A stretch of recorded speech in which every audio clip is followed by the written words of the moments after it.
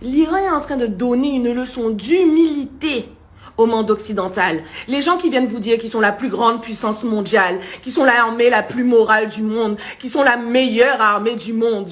Eh ben, la meilleure armée du monde, la plus grande puissance mondiale, est en train de se faire botter le cul par un petit pays. Ils sont pas 50, un petit pays.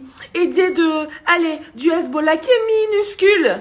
Et ils sont en train de se faire exploser. Ils ont été obligés d'enlever tous leurs antimissiles d'Asie pour les ramener en Israël. Parce que vous êtes des tocards. Parce que vous vous êtes dit que le peuple iranien, c'était comme les Américains, en fait. Qu'à partir du moment où vous alliez montrer les points, ils allaient reculer. Non, c'est pas des Occidentaux. C'est des gens qui ont vécu dans la souffrance, dans la douleur, qui savent ce que c'est qu'être un martyr, qui vivent dans ce truc de dans tous les cas, nous, sur Terre, on est là que de passage. Vous, votre vie, c'est de rester sur Terre. Votre vie, c'est d'encaisser les richesses sur Terre. Eux, ils ont d'autres préoccupations. S'ils doivent mourir ici, ils savent qu'ils seront récompensés de l'au-delà. Au-delà que vous ne croyez pas, parce que vous, c'est avec le diable que vous pactisez.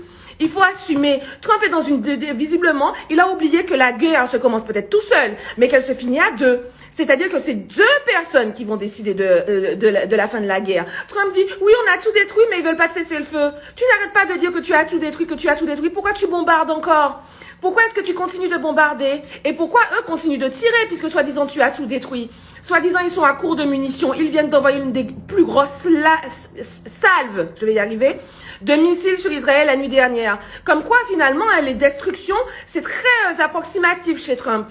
Tu essayes de te sortir de là, tu vas devoir assumer, frère. Tu vas devoir assumer. Donc là, tu appelles le monde entier, le Japon, la Chine, la Corée du Sud, la France, le Royaume-Uni. Tu appelles tout le monde pour venir t'aider dans le détroit d'Ormuz parce que tu es nul, parce que tu es un tocard. Tu as besoin de dire oui, je donne 10 millions de dollars aux personnes qui vont nous donner des informations. Mais je croyais que tu avais les informations, que tu savais qu'ils étaient en train de se planquer comme des rats dans les tunnels. C'est pas ce qu'est venu dire ton ministère de la guerre, là, ton ministre de la guerre, ton incompétent de la guerre.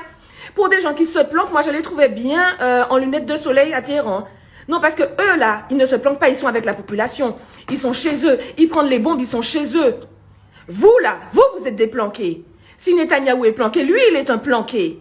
Lui, on n'a pas vu sa tête en Israël, dans les rues d'Israël avec son peuple. Lui, il est planqué.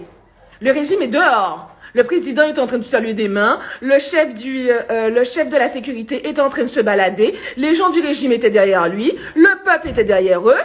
Et vous là, c'est à ces gens-là que vous voulez donner des leçons de morale. Il serait peut-être temps. Alors, rien n'est parfait dans un pays. L'Iran a des torts.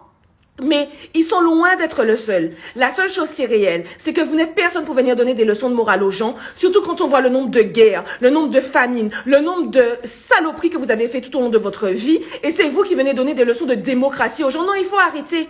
Les gens n'ont pas besoin de vos leçons de morale. Gardez-les, parce que bizarrement, je suis persuadée que comme l'Arabie Saoudite, qui a le même système que l'Iran, c'est juste la version sunnite, mais c'est exactement le même système. Les petites filles ne peuvent pas sortir, les femmes ne peuvent pas conduire, les femmes sont obligées de se voiler, il y a une garde civile. Tout ça là, sauf que elles n'ont pas le droit d'aller à l'école. L'Iran forme les femmes les plus intelligentes de la planète actuellement. La majorité des femmes ont des accès dans le gouvernement. Elles ne sont pas des potiches à rester à la maison. Mais on vous entend jamais parler sur l'Arabie Saoudite.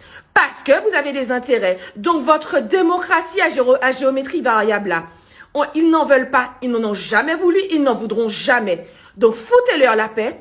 Assumez d'avoir merdé. Assumez d'avoir perdu. Va prier l'Iran. Va prier l'Iran. Trump, va prier l'Iran. Mets-toi à genoux, commence justement à fais la salade 5 fois en direction de l'Iran, toi pour le coup, vu que de tous les cas tu n'es pas musulman, donc fais la salade 5 fois en direction de l'Iran et supplie avec tous tes prêtres autour de toi que l'Iran te laisse abdiquer. Parce que c'est eux qui décideront, parce que c'est eux qui ont les choses en main, et parce que vous pouvez continuer à bombarder, ils sont prêts, ils se sont préparés pendant 40 ans. Vous avez préparé cette guerre-là, visiblement en 40 minutes, eux ils l'ont préparée en 40 ans. Et pour l'instant, leur guerre, ils sont en train de gagner.